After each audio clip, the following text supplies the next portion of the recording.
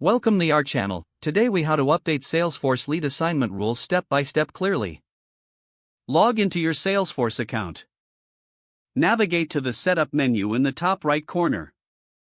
In the Quick Find box, type Lead Assignment Rules. Click on the Lead Assignment Rules link. You will see a list of existing assignment rules. Select the rule you want to update or click New to create a new rule. To edit an existing rule, click on the rule name. In the rule detail page, you can change the rule name and description. To modify rule criteria, scroll down to the Rule Entries section. Click on the Edit link next to the specific rule entry you want to update. Adjust the criteria as needed for lead assignment. You can change conditions, add new fields, or alter existing values.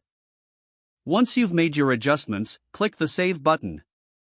If creating a new rule, you will need to add rule entries. Click the New button in the Rule Entries section. Enter the criteria for the new lead assignment entry. Specify the user or queue to which leads should be assigned. Click Save to confirm your new rule entry.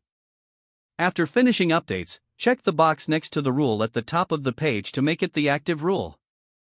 Always ensure your changes align with your organization's lead management strategy. Exit out of the Setup menu to return to the main interface. Your updated lead assignment rules are now active. If the page does not load, refresh the browser or try again in a private or incognito window. Make sure you are using the correct email address, then retype it carefully to avoid small typos. If your password is not accepted, use the Reset option and create a new strong password you can remember.